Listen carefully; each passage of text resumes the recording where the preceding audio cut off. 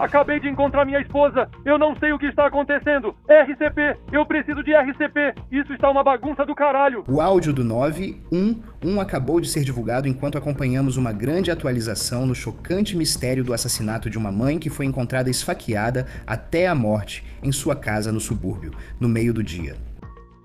Tem sangue por toda parte. Semanas após o homicídio, não há suspeitos nem prisões. Agora ouvimos a ligação ao 911 feita pelo marido após supostamente encontrar o corpo dela. Eu não sei o que fazer. Eu não sei o que... Estamos analisando aquela ligação frenética e recém-divulgada para o 911, enquanto o marido dela se tornou o centro das especulações.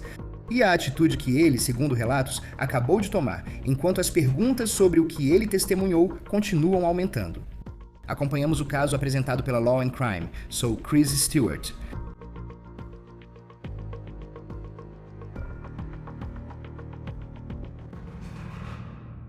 Como alguém é esfaqueado até a morte, aparentemente no meio do dia, em sua própria casa e 5 semanas depois? Não há prisões e não há respostas. Mas agora estamos ouvindo o caos de uma ligação para o 911 que foi feita por volta das 16h30 do dia 6 de junho de uma casa no norte de Nova Jersey. 911, informe o endereço da emergência. Isso é Nova Jersey. Essa é a voz de Connor Hanlon. Ele é casado com Brooke Hanlon. Eles moravam nessa casa em Chester Township, Nova Jersey, um subúrbio de Nova York. E a polícia tem sido lenta para divulgar informações sobre este caso e sobre o que aconteceu com Brooke enquanto tentam descobrir como ela foi morta e quem a matou. Vou contar o que Connor, marido dela, falou ao atendente durante a ligação para o 911. Pelo que aprendemos nas últimas semanas, Brooke Hanlon não era só esposa, mas também jovem mãe. Ela e Connor tiveram um bebê há cerca de 1 ano. Abre aspas. Brooke era a pessoa mais doce e pura que já conheci em toda a minha vida. Foi isso que Paige, irmã de Hanlon, disse à Fox News. Ela diz, tudo o que eu sei, aprendi com ela. Nunca vivi sem ela. Ela me ensinou tudo. E você simplesmente se pega pensando, quem teria algum problema com alguém que parecia tão amado e tão amoroso? Agora, é importante notar que o trabalho que Brooke fazia não era para os fracos. Brooke trabalhava como psicoterapeuta. Então nós pesquisamos isso. E de acordo com o WebMD, é uma pessoa que ajuda as pessoas a lidar com questões emocionais, problemas de saúde mental ou apenas partes difíceis da vida. Quero dizer, esse é um trabalho pesado quando você pensa nas interações que precisa ter o dia todo. E você fica se perguntando conforme esse caso continua, quem são as pessoas com quem ela teve contato no trabalho e pelo que essas pessoas estavam passando?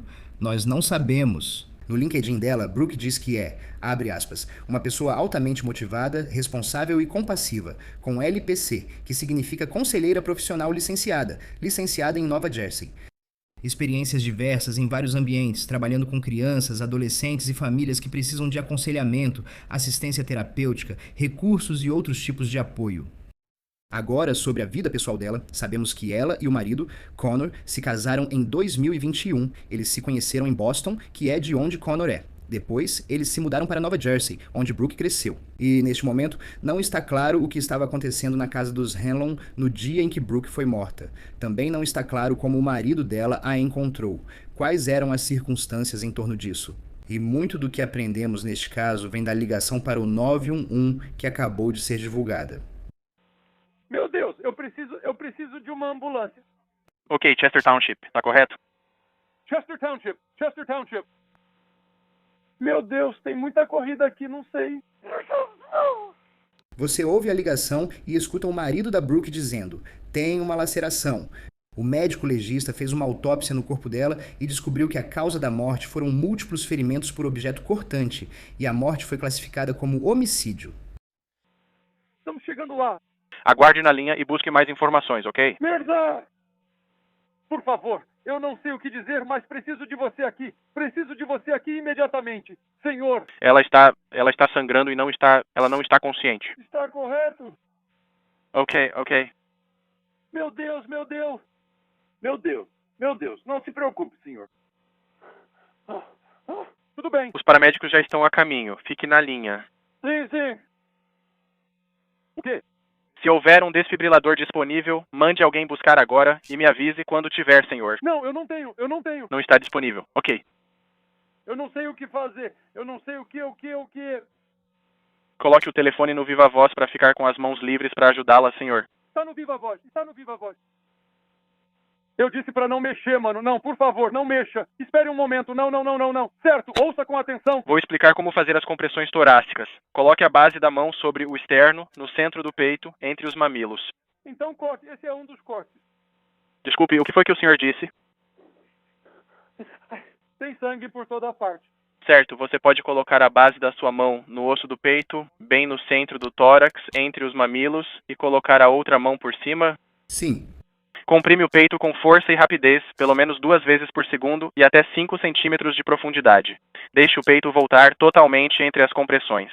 Vamos fazer isso 600 vezes ou até que o socorro possa assumir. Conte em voz alta para eu contar junto com você, ok? 2. 3, 4. 1, 2, 3, 4. 1, 2. 3, 4. 2. 3, 4. 2, 3, 4. 1, 2, 3, 4. Continue. Senhor, você está indo muito bem. Vamos repetir isso 600 vezes ou até o socorro assumir, ok? Eu preciso que você... 2. 3, 4. 1, 2, 3, 4. A ajuda está a caminho, senhor. Continue. 1, 2. 3. 4. 1, 2. 3, 4. 2, 3, 4. Senhor, tente respirar fundo, senhor. Tente respirar fundo, senhor. Eu não... Mais perto. Está... Você... O senhor ainda está fazendo as compressões torácicas? Claro, sim. 2. 3. 3, 4. 1, 2. 3, 4. 1, 2. 3. 4. 1, 2. 3, 4. 1. 2, 3, 4. Continue, senhor. 1, 2. 3, 4. 1, 2, 3. 4. 1, 2, 3, 4. Eles estão chegando o mais rápido que podem, senhor. 1, 2, 3, 4. 1, 2. 3, 4. 1, 2, 3, 4. Agora, ao ouvir a ligação, percebe o atendente orientando Connor nas compressões torácicas e apenas os gritos dele. Você ouve o caos acontecendo nessa casa enquanto ele tenta, ao que parece, salvar sua esposa. 1, 2, 3, 4. 1, 2, 3. 1, 2, 3, 4. 2.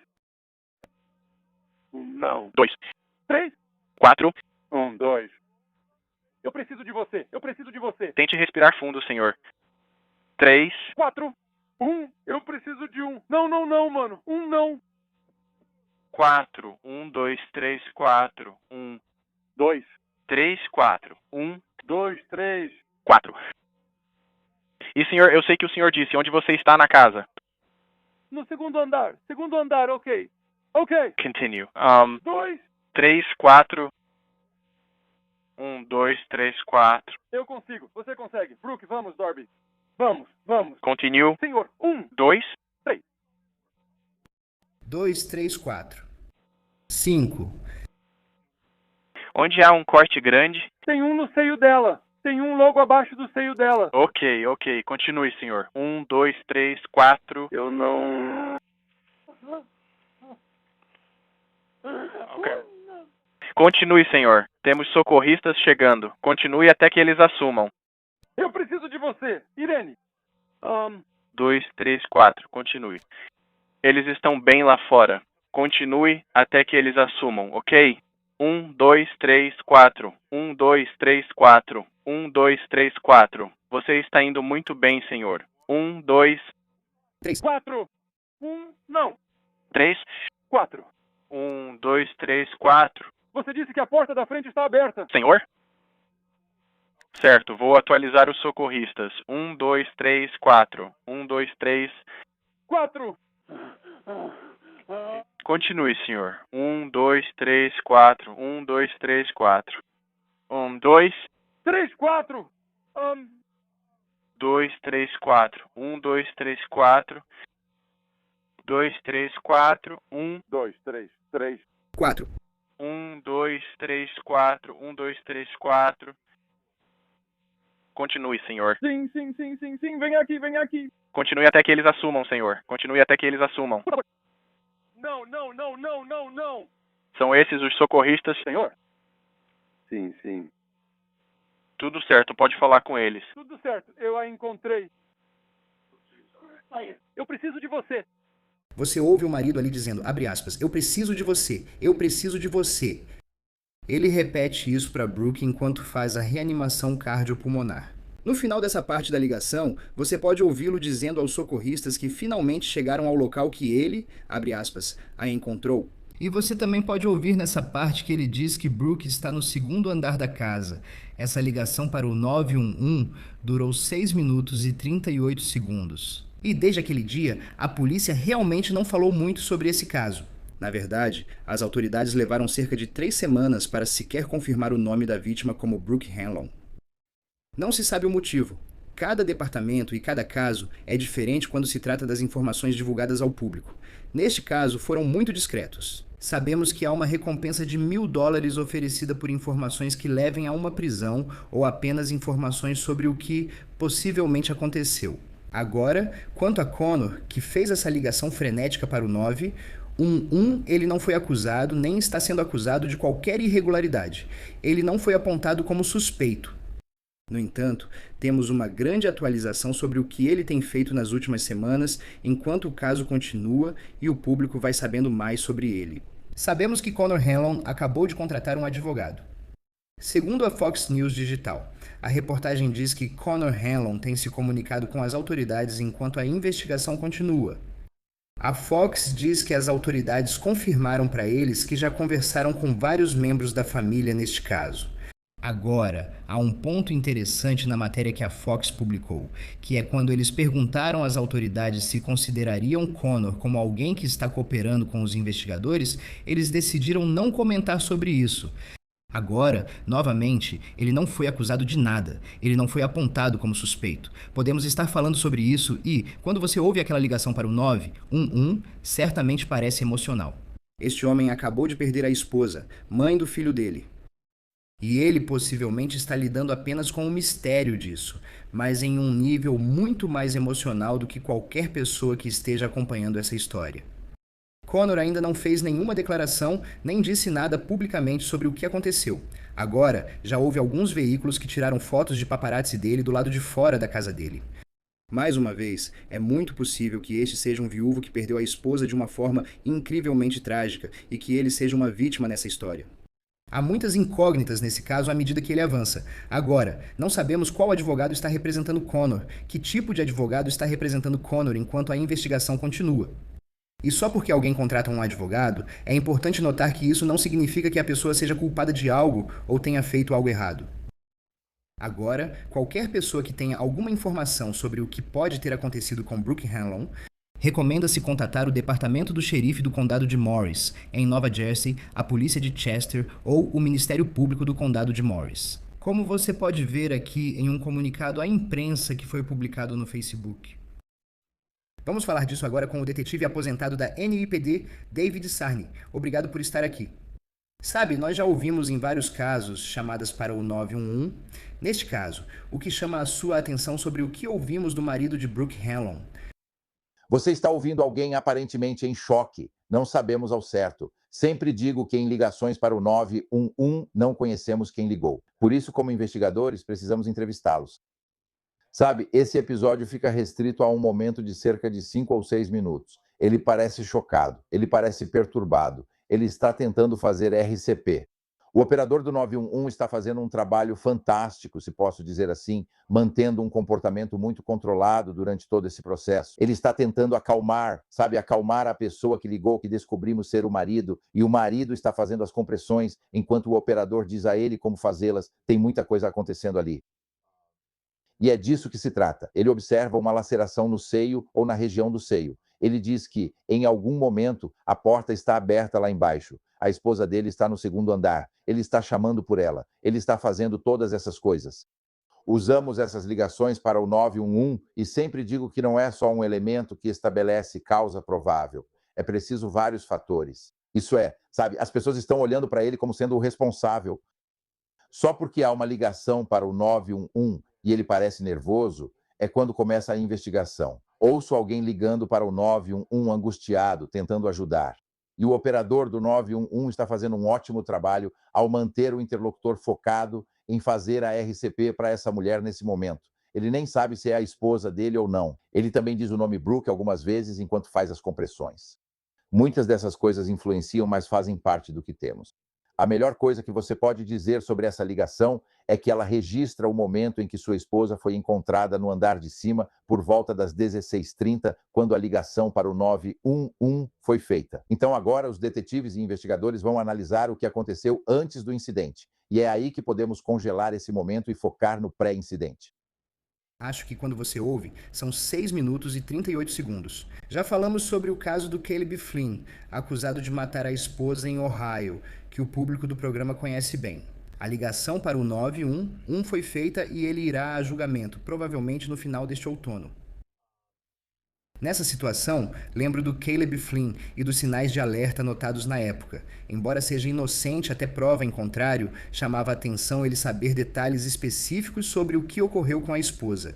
Sabe, você pode ouvir na ligação para o 911, ele diz que ela levou 2 tiros, e ele é bem claro sobre isso. Nesse caso, sabe, isso. Parece que o marido da Brooke Hanlon, ele demonstra aquele choque que você esperaria de alguém ao se deparar com seu parceiro nessa situação. Tem aquele momento em que ele diz: "Meu Deus, ela tem um corte no peito." Ao contrário disso, acho que seria um sinal de alerta se ele soubesse especificamente sobre esses cortes antes da ligação.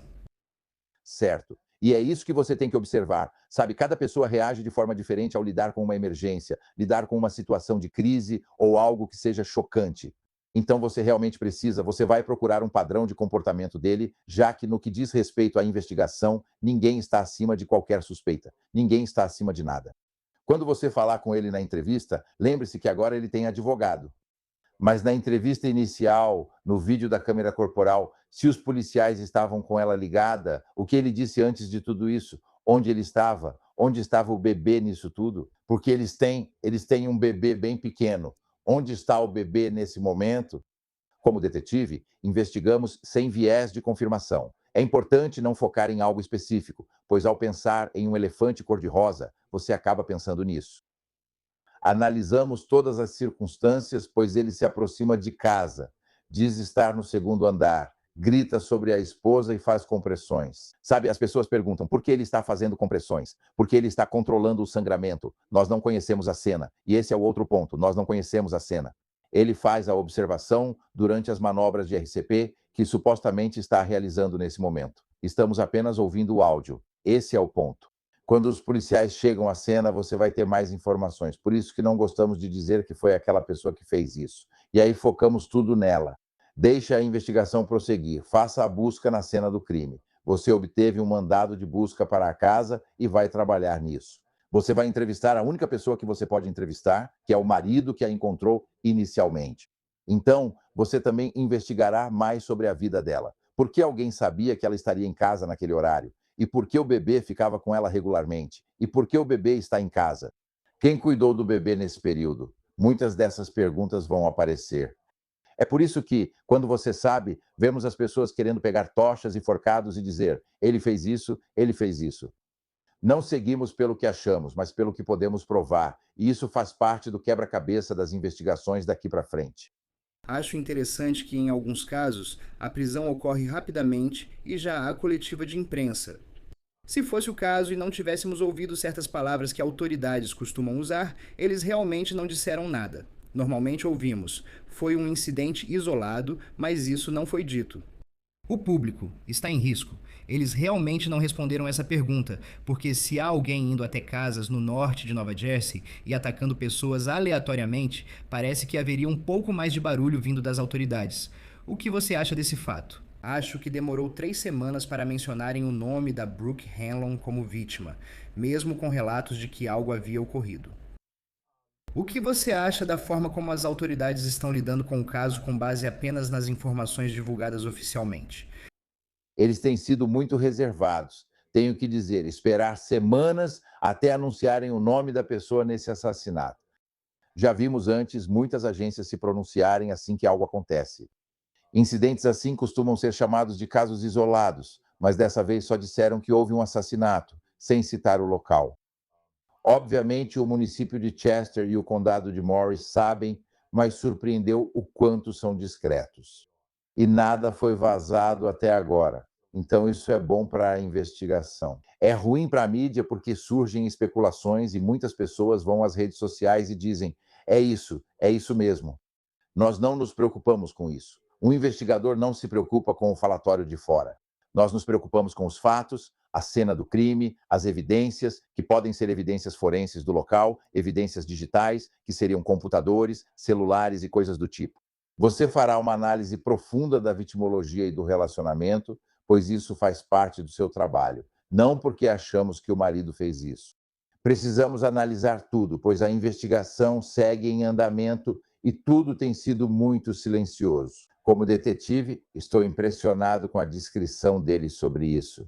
Estamos vendo isso com muitas agências ultimamente, onde eles realmente estão mantendo tudo muito em sigilo e talvez nem estejam falando com a imprensa. Nenhuma imprensa de verdade está falando sobre isso. O laudo da autópsia foi divulgado. A ligação para o 911 foi divulgada.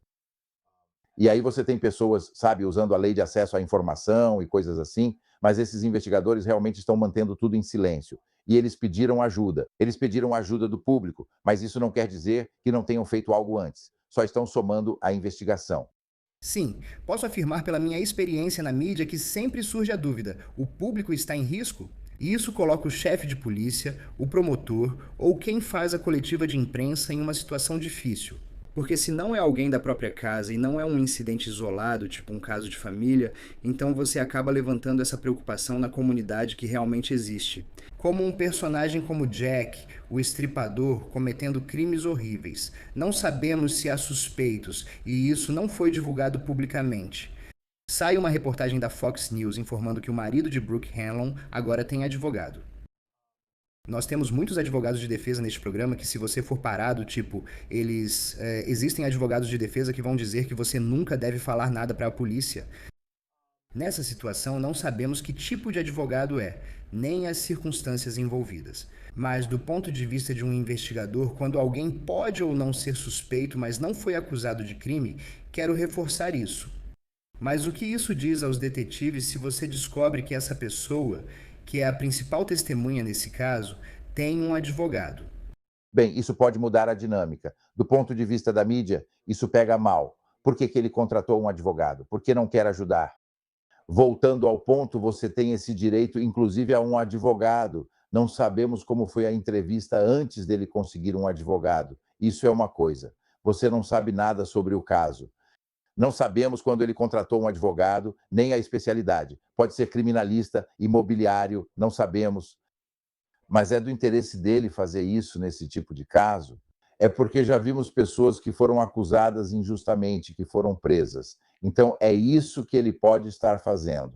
Agora, a outra perspectiva é que eu acredito que o bebê está com a família dela. Ele voltou para Massachusetts. Então, isso dificulta conversar mais com ele, porque ele tem direito a um defensor, o que significa que o advogado precisa estar presente nesse momento. Se houver mais perguntas, será preciso a presença do advogado. Caso ele ou o advogado não queiram responder, podem interromper o questionamento. Então, o que importa é a ligação para o 911 e tudo o que foi dito antes dele contratar um advogado. Então, às vezes isso é um impulso, mas faz parte do sistema de justiça criminal americano ter um advogado para esse caso. E você acha que, mesmo do ponto de vista das relações públicas, vai ter gente que vai dizer: aham, olha só, ele já está contratando advogado. Se você procurar o nome desse cara no Facebook, verá pessoas o acusando de assassinato no Tribunal da Opinião Pública. E de repente você deixa de ser um cidadão comum para se tornar uma pessoa conhecida, com paparazzi tirando fotos suas. Não me surpreende que ele busque aconselhamento jurídico, é direito dele. Vamos ver como será a investigação. Você está surpreso? Isso foi, infelizmente, a parte mórbida da conversa. Na ligação para o 911, ele diz que há sangue por toda parte. E a gente sabe que esfaqueamentos, cenas de crime horríveis, horríveis mesmo. Você está surpreso que 5 semanas depois ainda não houve nenhuma prisão? Quero dizer, a gente não sabe se eles estão atrás de alguém, mas você só pensa nesse tipo de cena e em alguém conseguir escapar, e nas evidências que essa pessoa pode ter levado consigo, se foi isso que aconteceu. Você está surpreso que 5 semanas depois tudo esteja tão silencioso assim? Por fora está silencioso. mas por dentro estão só aguardando as evidências forenses digitais. Você pode buscar torres de celular, suas localizações, mas há muitas informações que você não obtém nessa ligação para o 911 e muitas coisas que são perguntas que vão ser respondidas à parte, independentemente de serem ou não. Sabe, ele usou o carro dele, ele usou o celular dele, algo foi roubado da casa, alguma coisa foi movida da casa porque ela estava no andar de cima. Existe um rastro de sangue do primeiro para o segundo andar? Não sabemos essas coisas.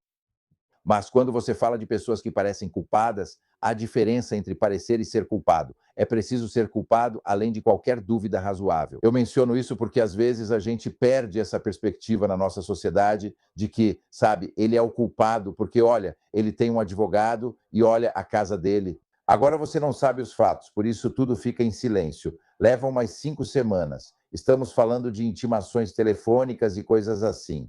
Recuperar alguns documentos pode levar até 6 semanas. Trabalho em casos de roubo, tiroteios e situações similares e leva tempo para recuperar isso. Leva tempo para obter informações ou o DNA, já que não sabemos o quão sangrenta foi a cena e só temos o relato dele. Havia sangue? Estava coagulado? Sabe, essas são questões que estão surgindo nesse caso. Sabe, o que ela fez ao longo do dia? Por que ela estava em casa naquele horário? Como outra pessoa sabia que ela estava em casa naquele horário? Ela estava cuidando do bebê? Isso também é importante. Sabe, será que nós nem sabemos se o bebê estava em casa durante esse período? Então isso é outra coisa que entra em jogo. Não sabemos se ele estava com o bebê na época. Você não faz ideia. E esse é o problema disso no mundo da mídia. Nós queremos essas respostas, mas no mundo investigativo nós vamos descobrir essas respostas e vamos ter que responder às perguntas que surgirem da investigação. Brooke Halen fez um trabalho pesado. Você é um psicoterapeuta, o que pode significar lidar com pessoas com problemas de saúde mental ou passando por momentos difíceis. Sabe, de acordo com o LinkedIn dela, ela trabalhou com famílias, trabalhou com adolescentes, trabalhou com, sabe, indivíduos. Qual é o processo? E você pode conseguir isso só com base nas leis como a RIPA e tudo mais? Tipo, eu imagino que se você é das forças de segurança, você quer saber com quem ela se encontrou, sabe, com quem ela teve sessões e alguns dos problemas que essas pessoas estavam enfrentando. Tipo, que tipo de obstáculos a polícia teria que enfrentar para conseguir essa informação? Bem, você vai ter que, de novo, as leis do RIPA são uma coisa. Você vai analisar o registro diário dela, a agenda de trabalho diária, quem são as pessoas. Você está olhando todas as pessoas com quem ela lidou. Elas têm histórico criminal? Incidentes domésticos, como já vimos várias vezes, podem ser muito voláteis e até violentos. E se você for esse profissional que lida com casais e estiver envolvido, pode ser que um lado, o outro ou ambos fiquem irritados com você ou bravos com você. Isso pode fazer parte disso? A gente não sabe. Eles farão uma investigação aprofundada sobre ela, sua vitimologia, histórico e clientes com quem se encontrou, analisando tudo. Eles vão descobrir tudo isso analisando registros bancários e relatórios financeiros de ambos os lados da família.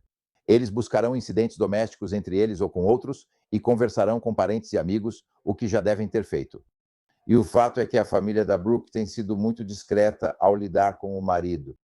Então eles foram orientados pelo escritório do promotor a, por favor, evitar falar publicamente. Estamos trabalhando no caso. Então eles estão fazendo a parte deles ficando em silêncio. Consigo entender a dor deles e o horror de ter um familiar assassinado dessa forma.